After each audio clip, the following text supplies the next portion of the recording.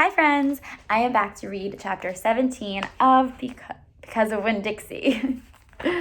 And we just ended with Miss Franny's story about Litmus, about he came home and there was nothing. There was nothing left. He was an orphan. And a lot of you gave me some great ideas about why Miss Franny is telling Opal and Amanda this story, right? She wants to teach them something, and you all had really great ideas. So let's see if we learn in this chapter, why she's telling the story. Well, Litmus came home from the war, said Miss Franny as she went on with her story, and found himself alone. And he sat down on what used to be the front step of his house, and he cried and cried. He cried just like a baby. He missed his mama, and he missed his daddy, and he missed his sisters, and he missed the boy he used to be. When he finally finished crying, he had the strangest sensation. He felt like he wanted something sweet. He wanted a piece of candy.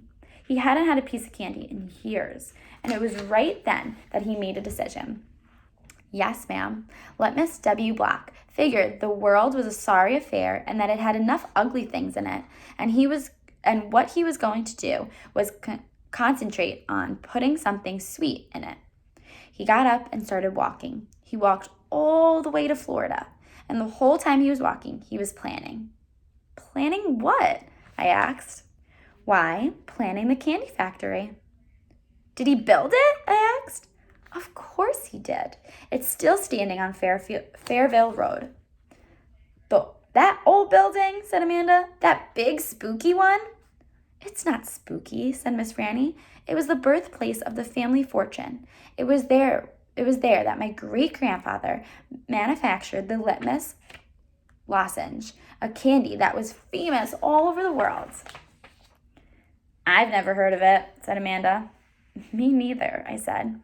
Well, said Miss Franny, they aren't made anymore. The world, it seems, lost its appetite for Litmus lozenges. But I still happen to have a few. She opened the top drawer of the desk. It was full of candy. She opened the drawer below that, too. It was full of candy, too. Miss Franny Black's whole desk was full of candy. Would you care for a Litmus lozenge? She asked Amanda and me. Yes, please, said Amanda. Sure, I said. Can Winn-Dixie have one, too? I have never known a dog that cared for hard candy, said Miss Franny, but he's welcome to try one. Miss Franny gave Amanda one Litmus lozenge and me too. I unwrapped one and held it out to Winn-Dixie. He sat up and sniffed it and wagged his tail and took the candy from between my fingers real gentle. He tried to chew on it, and when that didn't work, he just swallowed the whole thing in one big gulp. Then he wagged his tail at me and lay back down. I ate my Litmus lozenge slow. It tasted good. It tasted like root beer and strawberry and something else I didn't have a name for. Something that made me kind of feel sad. I looked over at Amanda. She was sucking on her candy and thinking hard. Do you like it? Miss Franny asked me. Yes, ma'am, I told her. What about you, Amanda? Do you like the Litmus lozenge? Yes, ma'am, she said, but it makes me think of things I feel sad about. I wondered what in the world Amanda Wilkinson had to feel sad about. She wasn't new to town. She had a mama and daddy, and I had seen her with them at church. There's a secret ingredient in there, Miss Franny said. I know it, I told her. I can taste it. What is it? Sorrow, Miss Franny said. Not everybody can taste it. Children, especially, seem to have a hard time knowing it's there. I taste it, I said. Me too, said Amanda. Well then, Miss Franny said, you've probably both had your fair share of sadness.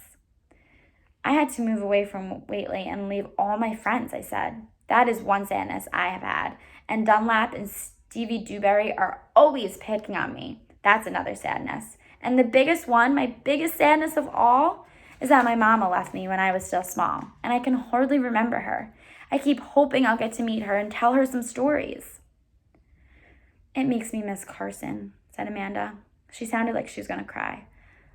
I have to go. And she got up and almost ran out of the Herman W. Black Memorial Library. Who's Carson? I asked Miss Franny. She shook her head. Sorrow, she said. It is a sorrow-filled world. But How do you put that in a piece of candy? I asked her. How do you get that taste in there? That's the secret, she said. That's why Litmus made a fortune. He manufactured a piece of candy that tasted sweet and sad at the same time. Can I have a piece to take to my friend Gloria Dump, and another one to take to Otis down at Gertrude's Pets, and one for the preacher and one for Sweetie Pie too? You may have as many as you want, said Miss Franny. So I stuffed my pockets full of Litmus lozenges, and I thanked Miss Franny for her story, and I checked out Gone with the Wind, which was a very big book.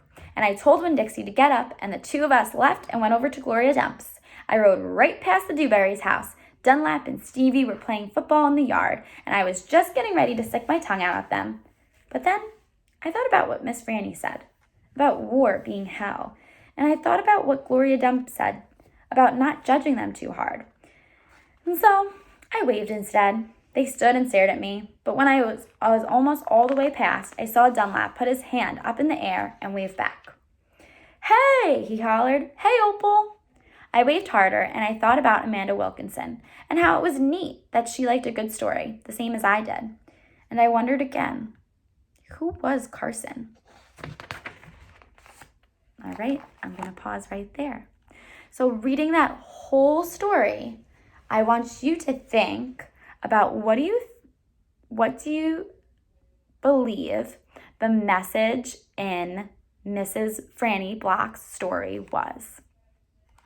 So saying it a different way, why did Miss Franny tell that story to Amanda and Opal? All right, comment below or comment on Google Classroom. Can't wait to hear your thoughts.